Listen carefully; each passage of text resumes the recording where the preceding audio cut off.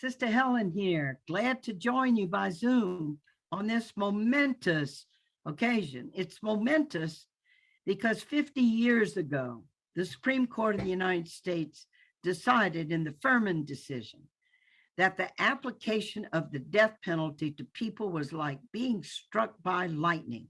It was so arbitrary and capricious. And they overturned it, 1972. Just 4 years afterwards, they reinstated it. Because of the march and the influence of politics, especially from the southern quarters, where states were saying to them, don't you take away our power to punish our criminals as we see fit. It had the tinge of racism in it from the very beginning, that the Deep South states were the ones to react the most vociferously to the Furman decision. So what we're doing today as citizens who are awake about how the death penalty is wrong, no matter how you look at it.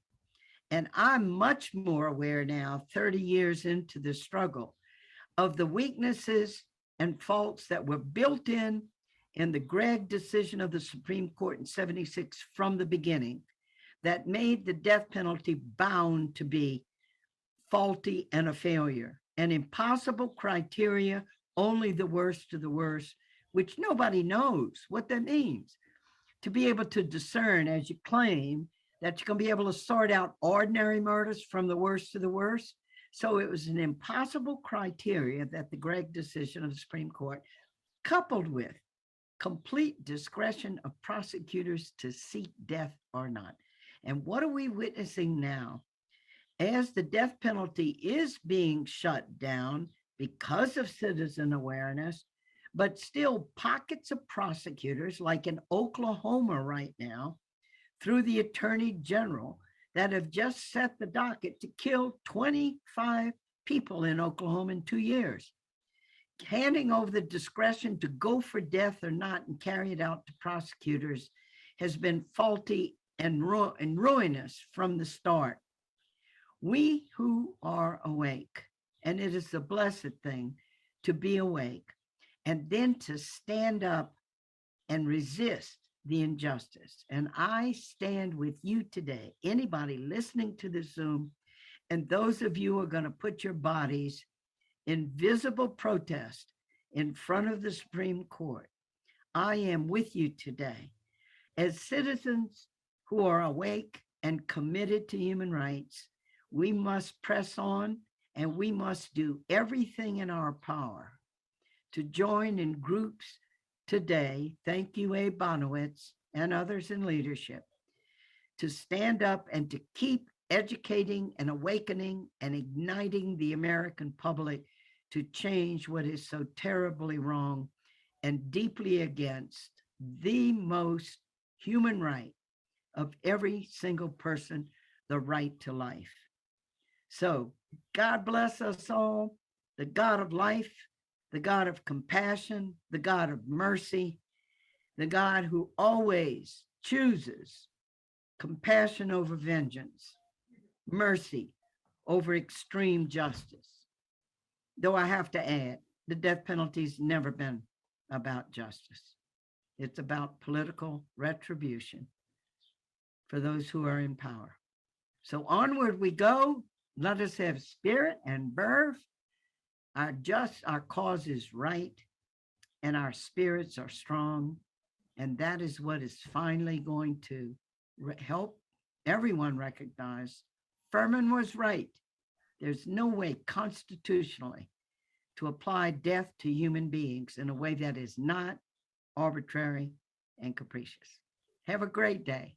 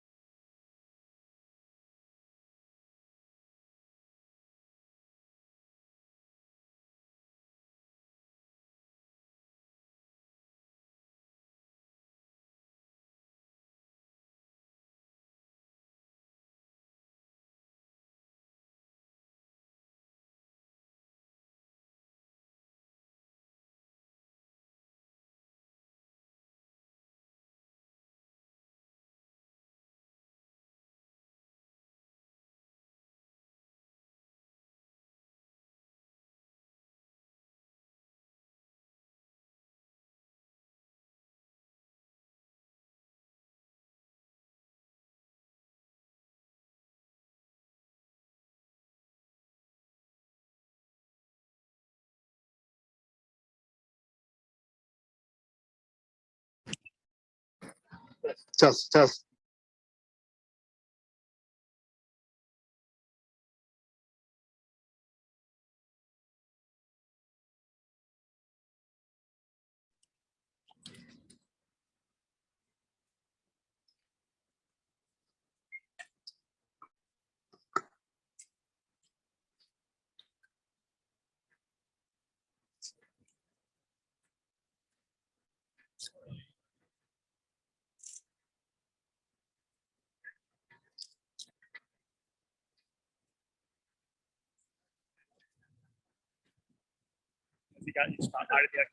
Yeah, we're spotlighted.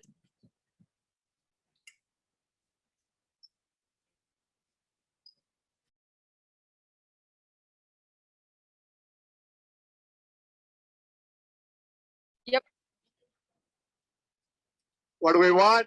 No death penalty. When do we want it? Now. What do we want? No death penalty! When do we want it? Now! What do we want? No death penalty! When do we want it? Now! When do we want it? Now! When do we want it? Now! What do we want? Now! When do we want it? Now! Good morning, everybody. My name is Abe Bonowits. I am the Executive Director of Death Penalty Action and one of the leaders of the Abolitionist Action Committee. We are here today for the 29th annual fast and vigil to abolish the death penalty. We're starving for justice. We're starving for justice because this court here has said it's okay to execute the innocent. This court here has said it's okay to execute people with severe mental illness. This court here has said it's okay to execute the intellectually disabled. This court here has said that fixing racism in the legal system would be too burdensome. So we're not going to do it. And even when we have rulings like the Atkins ruling, which said we can't execute the intellectually disabled, they did not do anything to set the bar. So states can still decide where is the bar for who's intellectually disabled, right? So today, we are starting up again the 29th annual fast and vigil to abolish the death penalty at the U.S. Supreme Court. We do this every year, the 29th year. Today, June 29th, is the 50th anniversary of the date in 1972 when the U.S. Supreme Court struck down all the death penalty laws in the country and forced states that wanted to have a death penalty to write new laws, many of which did. Florida had a special session of its state legislature in November of 1972 to write a new law. Other states did, and by the time those cases, they started putting people on death row, and then those cases got up to the U.S. Supreme Court again. And on July 2nd, 1976, the new death penalty laws were upheld. This court did not abolish the death penalty. They just said you can't do it the way you're doing it. You got to fix it. They tried to fix it. Those new laws were upheld. And by that point, hundreds of people were on death row again. Remember, the death penalty doesn't start when this court says it's okay. The death penalty starts the moment a police officer says to a defendant, you're going to fry for this.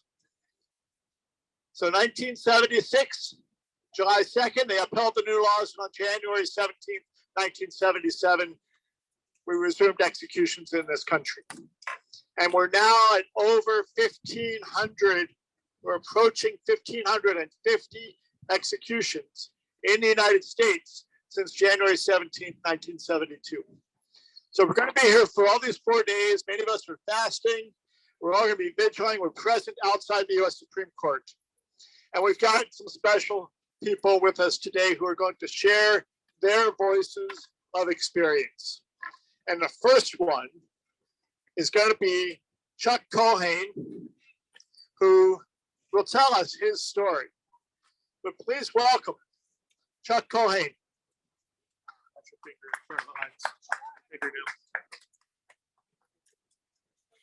Thanks, Abe. Good morning. To you who are awake and to you up there who's sleeping. very fortunate to be here. Not everybody who survived the 1972 decision lived to get out. I was able to avoid the death penalty, and then 20-something years later was released, 1991. The vast majority of people who were released did pretty well outside, made adjustments in the community. Some became assets to their community. And I don't know, I'm told that I'm proof that we don't need a death penalty, that there's an alternative. And I tend to agree, not to pat myself on the back, but I came out a different person than when I went in. Fortunately, I never took a life. And so I kind of had the moral high ground with the death penalty. They wanted to kill me and I never killed anyone. So that doesn't, there's something illogical in that.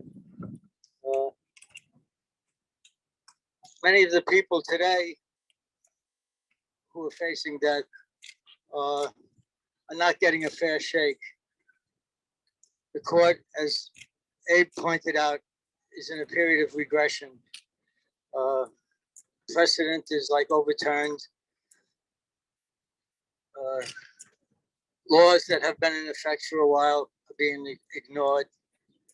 People's pleas for life are just going unheard. Yeah. Anyway, there was 5 people on death row in New York at the time, and the Furman decision affected nationally 600 people, 10 maybe. And the decision said basically the way the death penalty has been applied is wrong. It's applied in a racially discriminatory way on people who don't have the resources to fight back. And that's as true today as it was back then.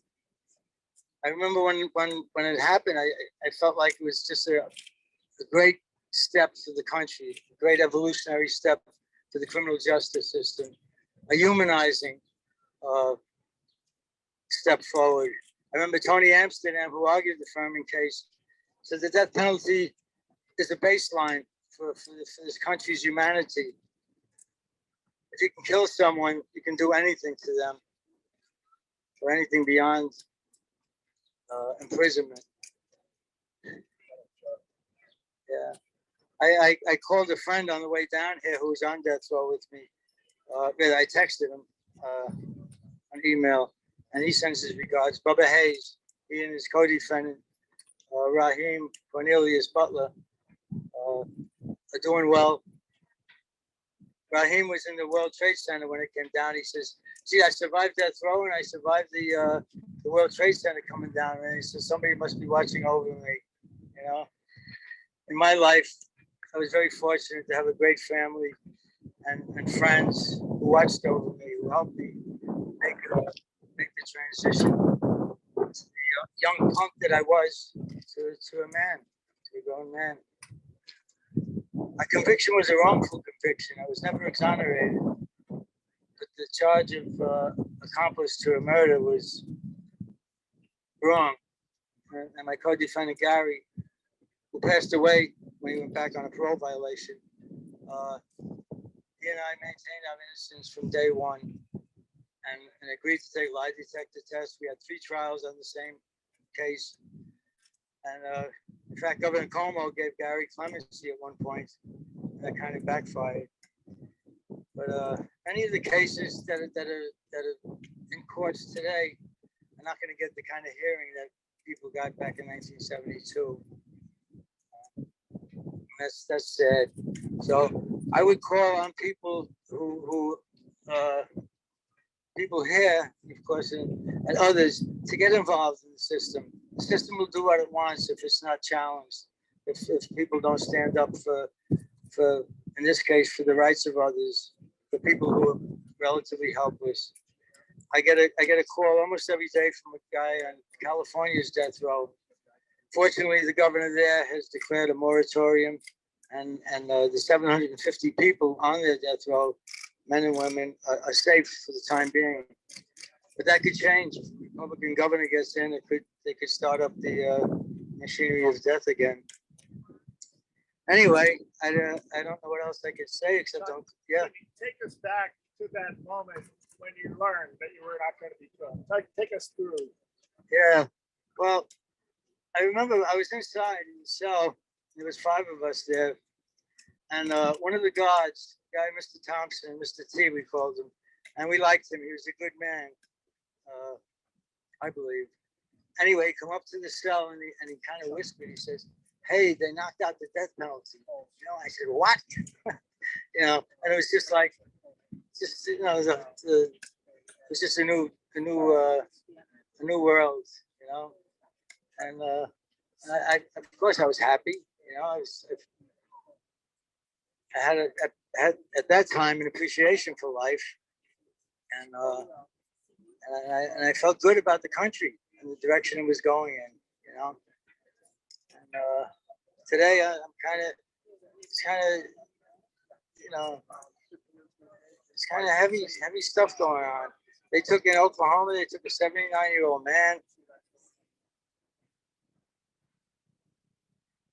who'd been on death row for 35 years. Took him out and executed him. And it's just it's insane. It's sadistic. It doesn't make any sense, Anyway, I'm just glad to be here. Glad to be alive, and I owe that to a lot of people back then who were fighting to stop the death penalty. NAACP, Legal Defense Fund, Tony Amsterdam, and others. They went state by state, halting the executions, and then the good decision from. So, anyway, we have to keep fighting until there's another firm decision. Also in the legislature, Abe and company have been going state by state, and the record has been terrific. Abolition has been happening in state after state, and now it's a kind of challenging time, but we have to be up for the challenge. We have to be there and keep fighting. Spell your name and where you live. I live on Earth. Culhane, Culhane, and I'm down here from Buffalo, New York, transplanted from the Bronx, and I have a lot of good friends up there. When I got out, I went there to finish up a master's program, and I had the opportunity to teach for a few years at the university, and I stayed. I just decided to stay. I made friends there. So my friends back in Buffalo, we had a recent tragedy there where they killed 10 people, some maniac, white supremacist. So the community there is kind of reeling from that, That's part of the fight. Behind the death penalty is white supremacy. It's one of the main problems addressing the country today, and we have to take it head on, There's no room in my world anyway for Nazis and people like that. We don't respect other people's right to live.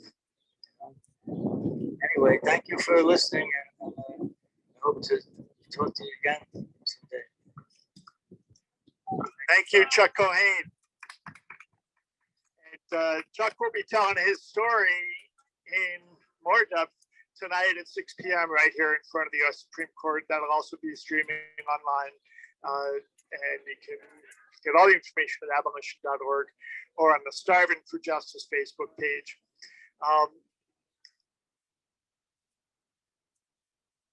So Chuck Culhane, his life was spared 50 years ago today because of the Furman versus Georgia decision. But just a couple of weeks from now, this country is going to execute again. And we have executed nearly 1,550 people since January 17th, 1977. So to address some of that and to share about the next man to be killed in this country is the founder of L'Chaim Jews Against the Death Penalty and an advisory board member of Death Penalty Action, Cantor Mike Zoosman.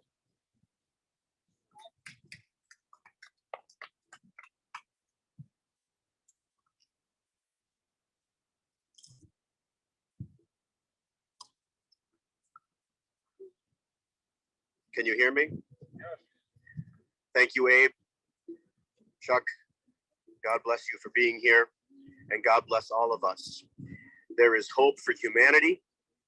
There is hope for this nation as long as each of us is here, and everyone holding the signs behind me, holding the cameras, everybody who supports this cause.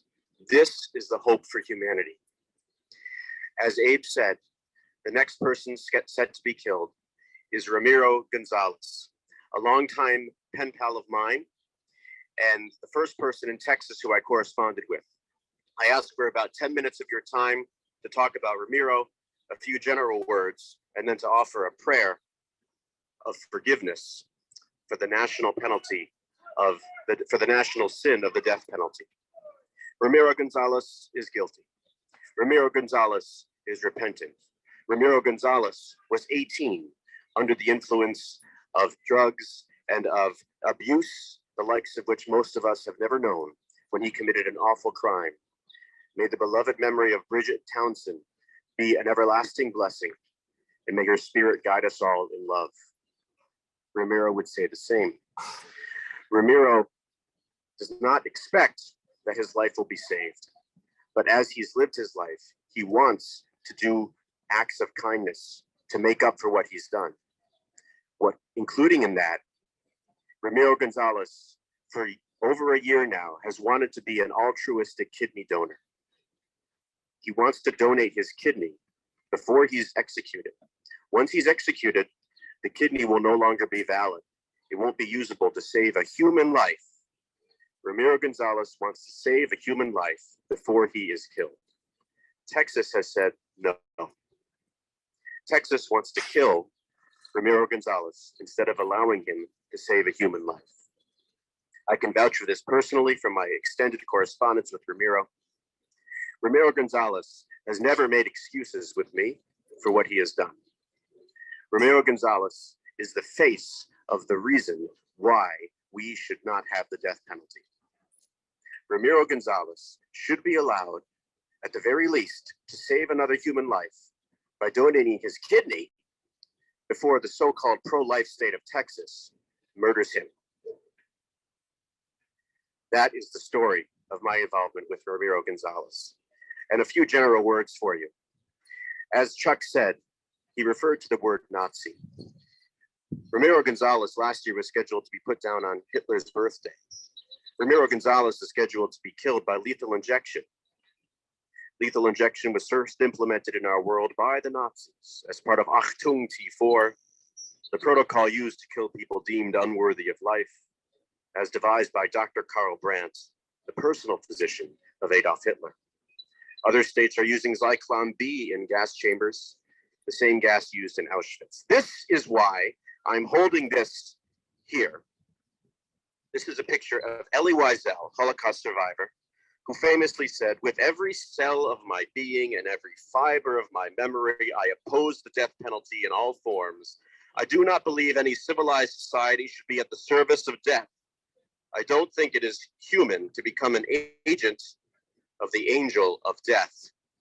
Elie Wiesel. Myself, like many of us in L'chaim, are directly, have ancestors who are Holocaust survivors. My grandmother is 101. She survived the Holocaust. We cannot be at the service of the agent of the angel of death. Death is not the answer, to quote Elie Wiesel. We stand here. The last person to be killed in this country by the death penalty was someone who I will go to my grave believing was innocent. His name was Ephraim, Frank Atwood. Abe and I were both in touch with him. His mother fled the Nazis. His mother's father was Jewish, and he was put down via lethal injection. He was made to instruct those who were trying to kill him on how best to inject him in order to kill him. Our nation is better than this. We must do better than this. I have correspondence are in our group with about 50 people on death rows across the nation. I have words for you all from Alfred Mitchell in Oklahoma, who's on the list of 26 people now scheduled to be executed in Oklahoma, one a month for the great Sooner State. He thanks us for being here. Raymond Johnson, also on that list, thanks us for being here. Ronnie Clark in Florida on the row of death points out that we stand by the Supreme Court sign that says equal justice under law, the same Supreme Court that would kill people who are innocent in most recent Ramirez versus Shin decision. I stand with all of them. And I also recall 1 year ago today that we stood here while Texas was executing US Marine and military veteran John Hummel. Today is the birthday of another US veteran of the Marines, John Henry Ramirez. John Henry Ramirez is scheduled to be put to death in Texas on Yom Kippur, the holiest day of the Jewish calendar. It's the Day of Atonement, the day in which we ask for forgiveness for ourselves, our family, and our nation for what we've done as a sin in our lives. That will be October 5th. And so, for John Henry Ramirez, whose birthday is today, who will be murdered on Yom Kippur, we now chant Kol Nidre, the consummate prayer asking for the Jewish prayer asking for forgiveness for the national sin of the death penalty.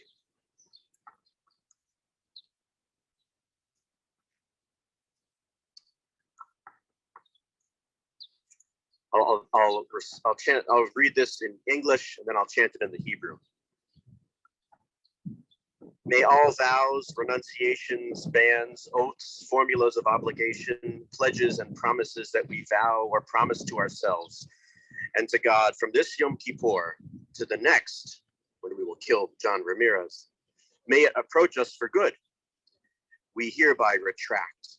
May they all be undone, repealed, canceled, voided, annulled, and regarded as neither valid nor binding. Our vows shall not be considered vows. Our renunciations shall not be considered renunciations. And our promises shall not be considered promises. For the sin, the national sin of the death penalty.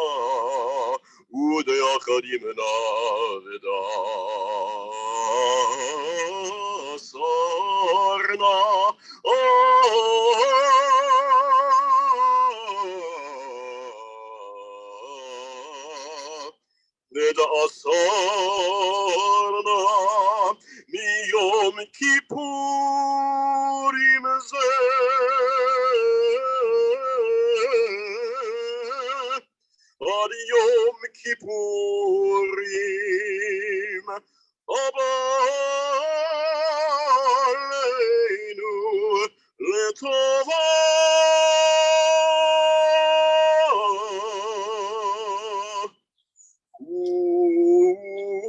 ולהון יחרטנה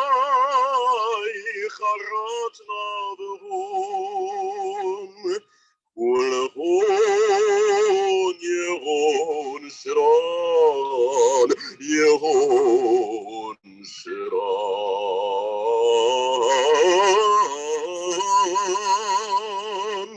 שריקים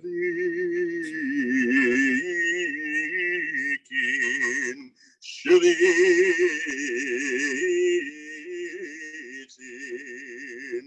בתהילין ומוטלין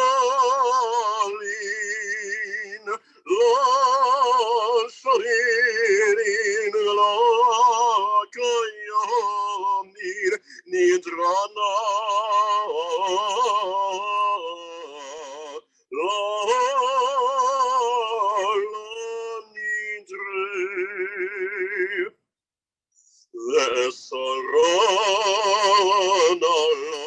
לסרי ושבועתנה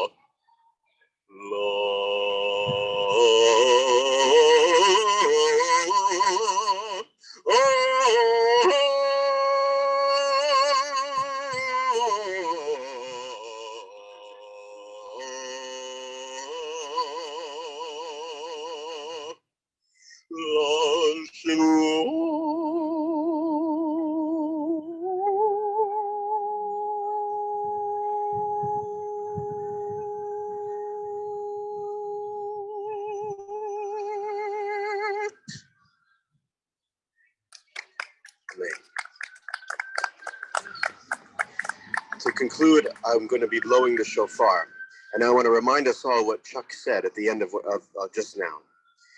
Chuck is from Buffalo. He mentioned the attack in Buffalo. He mentioned the white supremacy involved in the death penalty, and he mentioned the word Nazi. We must be better than this Nazi legacy. Otherwise, what are we doing? We must be better than the Nazi legacy of state-sponsored killing. And so, 1994 was the first protest. That was the year I became a bar mitzvah, when I became a Jewish adult and recognized my responsibilities in Jewish law. And also, I would argue, as a citizen of this country, it is our responsibility to end this now. Tzikiya Gedola.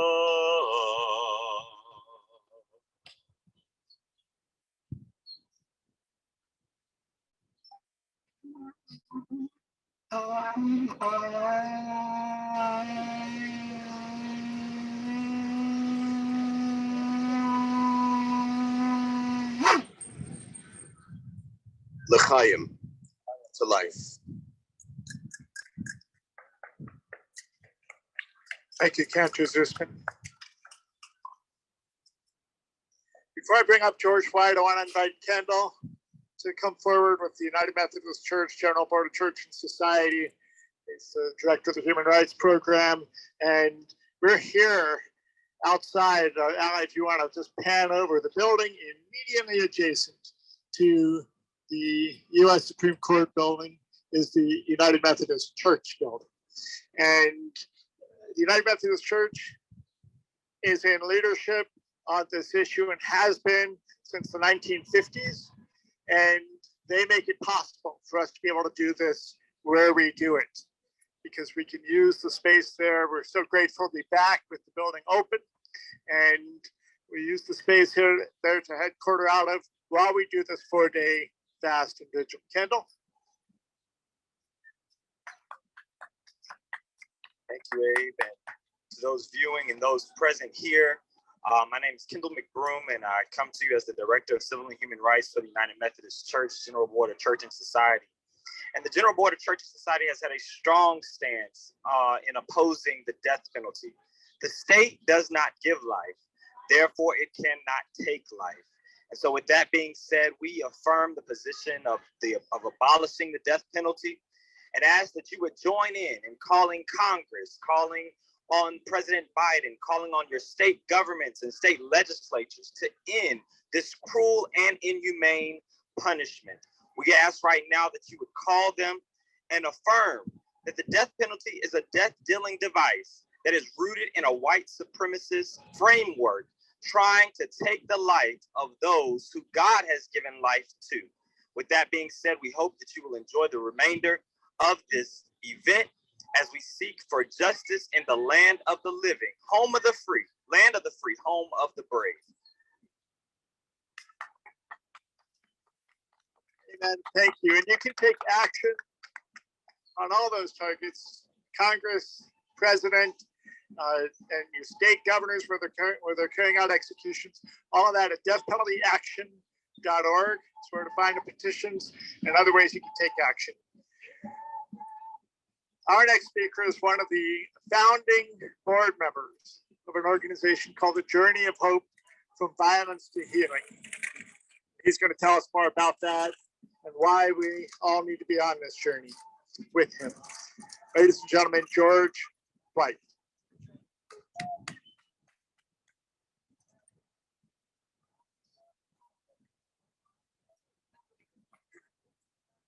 Good morning. I'm going to give, at least for me, a shortened version of my story. I will be speaking Friday or Saturday night. 6 p.m. speakers yet to be determined. But for me, I came into this movement unwilling. I grew up in Catholic schools, spent a couple of years in the Army, and then got a degree from the university, and never once had a conversation about the death penalty back then. It was something I knew existed, but it didn't touch my life. I was, for those who remember the expression, a yuppie back in those years. Anyway, February 27, 1985, I was living my little piece of the American dream in Enterprise, Alabama. Had a wife, Charlene. I called her Char. We had 2 small children. Our son Tom was 12 and daughter Christy 5. Henry, I was vice president and general manager of an independent chain of building supplies. In response, after work, from a customer that needed an emergency supply, Char and I were going to go out that night, go to dinner and a movie. And I agreed to meet a fella out at the store. We got out there wasn't anybody there yet. We went on inside. We were there maybe 5 minutes when there was a knock at the door. I opened the door expecting a grateful customer. Instead, I was confronted by a man with a gun. We cooperated. I opened a safe. I gave him what was there. I gave him my wallet. Char gave him her purse. And then he told us to go over there, and he gestured out to the showroom area where the cash registers were. Of course, I knew there was money in the registers, but he had the gun. As we started out of the office area, Char was beside me. He was a little bit behind. We started to go through the door. Char stumbled, and the first shot was fired. A total of 6 shots were fired. Char was struck twice. I was struck 3 times, and he left. My next conscious thought, I was lying on the floor. I'd been hit 3 times. Left arm, right leg, and here in the abdomen area. It was quiet. He was gone. And I saw Char lying face down in a pool of blood. I got to my feet. I went to her. There was a Coke machine there. I grabbed some plastic off the Coke machine and got on the floor. And I lifted her head, and then I saw her face. I looked into the aftermath of the insanity and horror of her. That image is forevermore seared into my memory.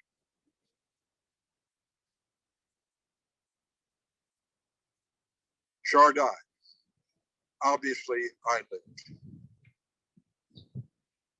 But for my children and I, that was just the beginning of the nightmare. 16 months later, I was indicted, arrested, and charged with the capital murder of my wife. I couldn't believe it.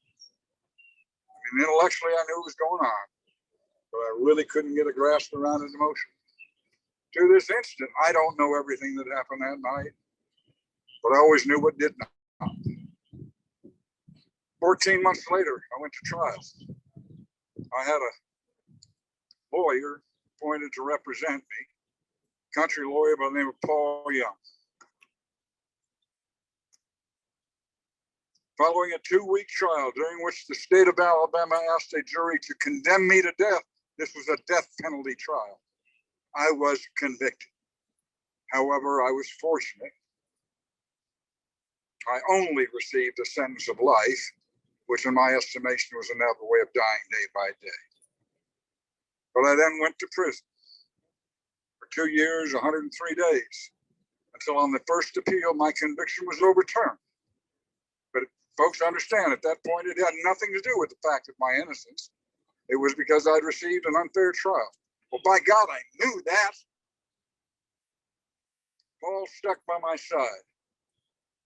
Over the next more than 3 years, we tried to get back into court, and it kept being put off over our objection by a trial court.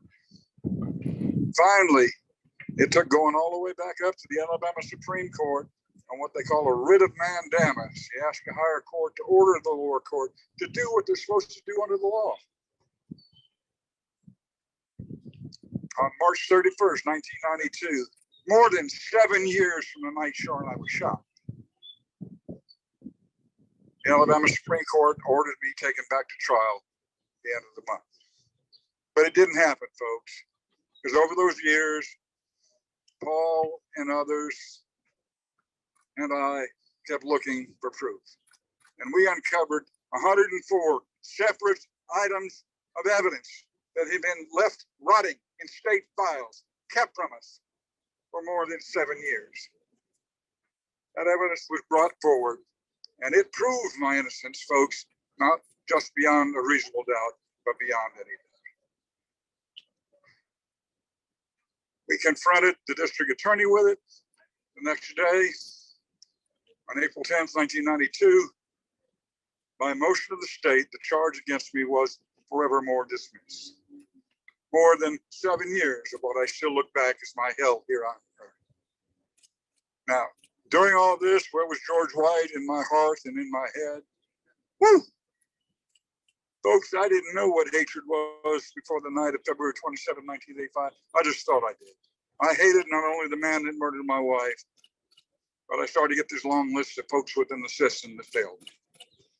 But it wasn't hatred that enabled me to survive.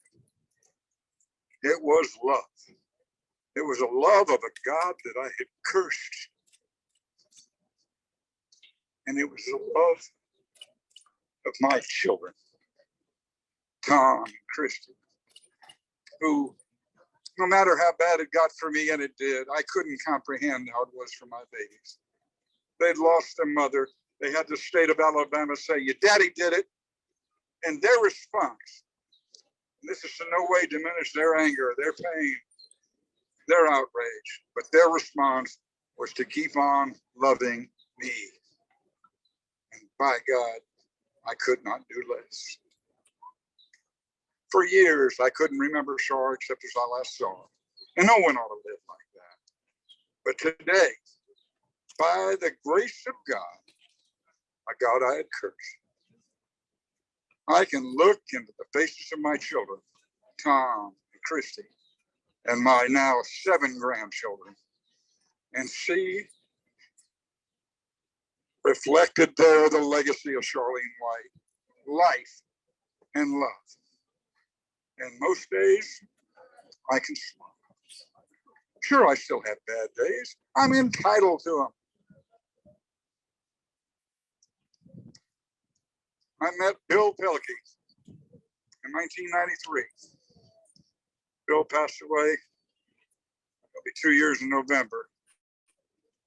And we miss him every day. But he asked me and 4 other murder victim family members to help found the Journey of Hope from Violence to Healing. And we offer ourselves individually and as an organization to other organizations in their efforts to end the death penalty. I mean, I was shocked to find out there were folks just like me that didn't believe in the death penalty. And for me, it's been a long and somewhat painful path. And there was times when I wanted that man dead. Please understand. If I could have killed him that night, I would have. I tried. That's why he shot me 3 times and left me for dead. But anyway, I agreed. And we formed the Journey of Hope from Abolish to Healing. Again, we offer ourselves, we're storytellers, stories we wish we didn't have to tell. But we will go anywhere that we can get. We will share our stories to establish some credibility with folks. I mean, you can continue to disagree with us, but by God, it is impossible to dismiss these experiences. I don't have all the answers. I got a lot of questions, but I do know that hatred and the continuation of violence is not the answer. I think I'm going to end it here. Again, my children and my grandchildren are standing beside me right now. As a family, we have come to the conclusion that the death penalty is not the answer. That Charlene White loved life. Let that be her legacy. Bless your hearts. Amen.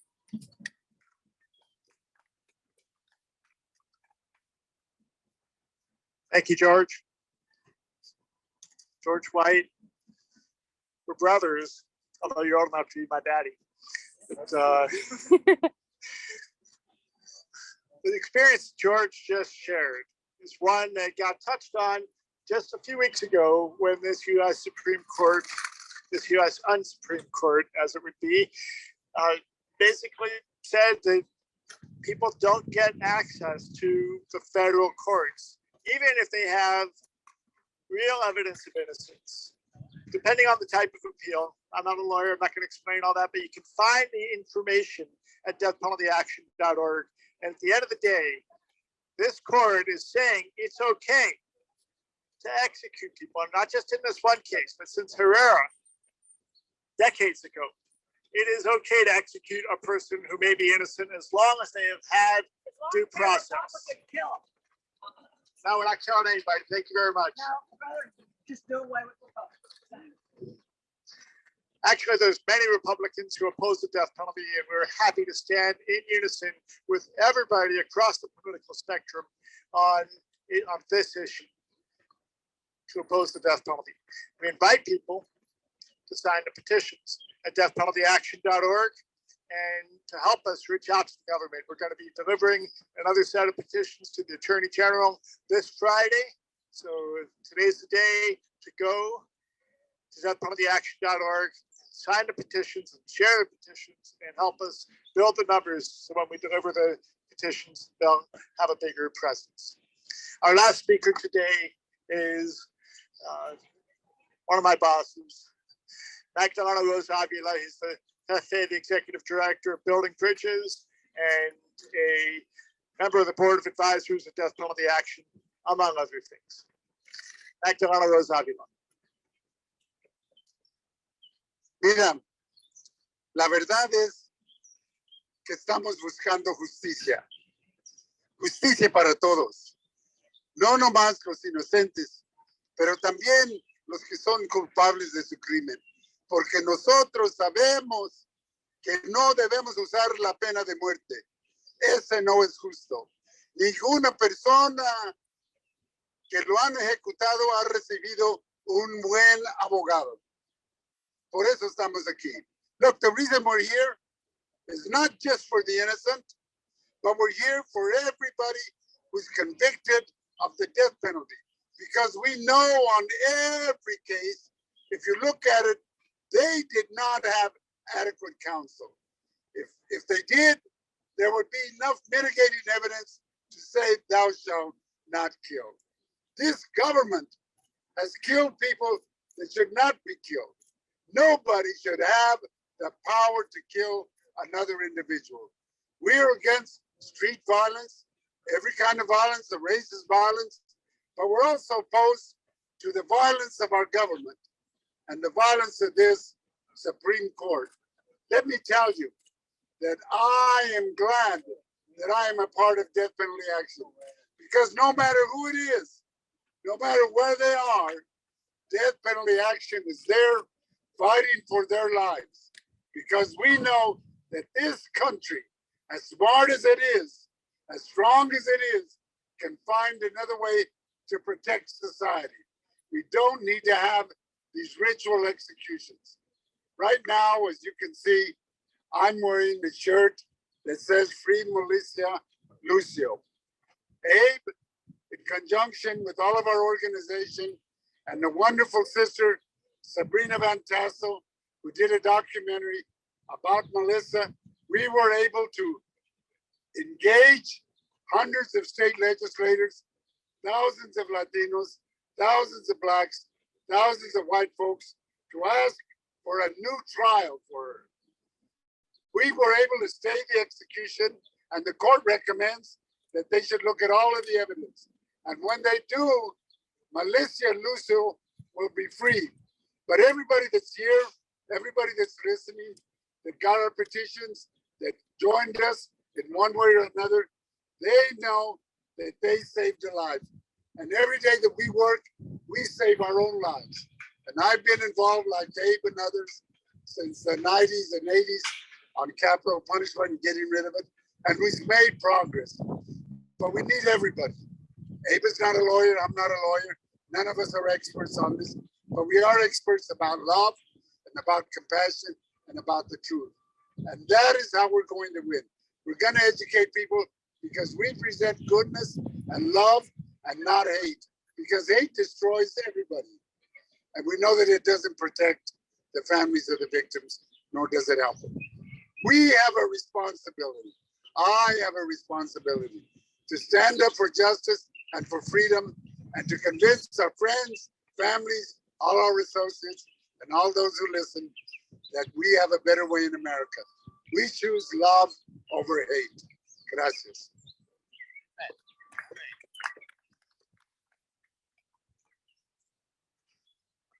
Muchas gracias. I'm going to switch out my sign here with Kimber because I want to talk a little bit about the federal death penalty.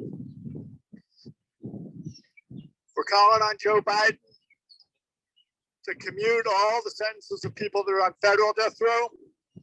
We're calling on Congress to pass the Federal Death Penalty Prohibition Act and get that bill to Joe Biden where he can sign it. And there is no need to wait at all for Joe Biden, the president, to order the demolition of the death house in Terre Haute, where Donald Trump killed 13 people in the final 6 months of his presidency, becoming the most executing president since Roosevelt, who took 13 years to kill 16 people. Donald Trump took 6 months to kill 13 people. So what do we want? Demolish the death house. When do we want it? What do we want? When do we want it? What do we want? When do we want it? All right, thank you. We are here in front of the U.S. Supreme Court today, tomorrow. Today's June 29th, the 50th anniversary of the Furman decision that struck down the death penalty in 1972 until Saturday, July 2nd, to be the 46th anniversary of the Gregg decision, which allowed the resumption of executions.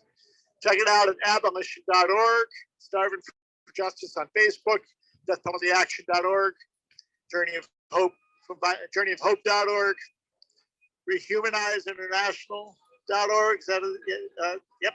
And there's so many other partners. And we're so grateful for all of the co-sponsors and everybody that's come out. And we'll be back with a live on Zoom at 2 p.m. with Rob Dunham from the Death Penalty Information Center. He's going to be filling us in on all the latest and their new data that they've researched about the racial compositions and so many other things that they discovered in a census of everybody that's been sentenced to death since 1972. And so that's at 2 o'clock today. And at 4 o'clock, Professor Rick Halpern, one of the co-founders of this event, also on Zoom, will be sharing historical perspective. He is a professor of history and human rights at Southern Methodist University, and he will be sharing at 4 o'clock on Zoom, and then live again from here in front of the U.S. Supreme Court building at 6 o'clock. We have our evening teaching. That's every night at 6 o'clock right here in front of the U.S. Supreme Court. So join us online, join us on person, and go to deathpenaltyaction.org, sign the petitions, and see the agenda for this event, because there's a number of panels every day and lots of speakers to hear. So I want to applaud everybody. And again, what do we want? No death penalty. When do we want it? What do we want? When do we want it? What do we want? When do we want it? And I want to thank Ali Sullivan, who's been our on-the-spot person for the live stream, and also Nathan Ralph, who is behind the computer screen. And Nathan, I invite you to share again the video with Sister Helen Prejean, the author of Dead Man Walking, sent a greeting for all of us today. And that's you, me, them, everyone who believes in justice, fairness, and the lie that's carved into the face of this building, equal justice under law. Make it a great day.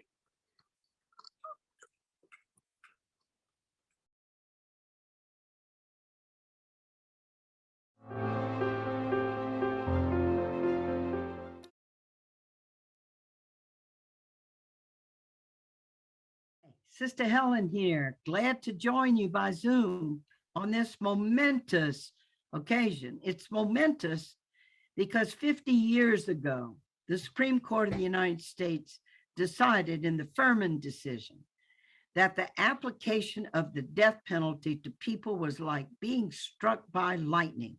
It was so arbitrary and capricious, and they overturned it, 1972. Just 4 years afterwards, they reinstated it. Because of the march and the influence of politics, especially from the southern quarters, where states were saying to them, don't you take away our power to punish our criminals as we see fit. It had the tinge of racism in it from the very beginning, that the Deep South states were the ones to react the most vociferously to the Furman decision. So what we're doing today as citizens who are awake about how the death penalty is wrong, no matter how you look at it. And I'm much more aware now, 30 years into the struggle, of the weaknesses and faults that were built in the Gregg decision of the Supreme Court in 76 from the beginning, that made the death penalty bound to be faulty and a failure, an impossible criteria, only the worst of the worst, which nobody knows what that means. To be able to discern, as you claim, that you're going to be able to sort out ordinary murders from the worst of the worst. So it was an impossible criteria that the Gregg decision of the Supreme Court, coupled with complete discretion of prosecutors to seek death or not. And what are we witnessing now? As the death penalty is being shut down because of citizen awareness, but still pockets of prosecutors, like in Oklahoma right now, through the Attorney General, that have just set the docket to kill 25 people in Oklahoma in 2 years, handing over the discretion to go for death or not and carry it out to prosecutors has been faulty and ruinous from the start. We who are awake, and it is a blessed thing to be awake, and then to stand up and resist the injustice. And I stand with you today, anybody listening to the Zoom, and those of you who are going to put your bodies in visible protest in front of the Supreme Court. I am with you today. As citizens who are awake and committed to human rights, we must press on, and we must do everything in our power to join in groups today. Thank you, Bonowits and others in leadership, to stand up and to keep educating and awakening and igniting the American public to change what is so terribly wrong and deeply against the most human right of every single person, the right to life. So God bless us all, the God of life, the God of compassion, the God of mercy, the God who always chooses compassion over vengeance, mercy over extreme justice. Though I have to add, the death penalty's never been about justice. It's about political retribution for those who are in power. So onward we go. Let us have spirit and verve. Our cause is right, and our spirits are strong. And that is what is finally going to help everyone recognize Furman was right. There's no way constitutionally to apply death to human beings in a way that is not arbitrary and capricious. Have a great day.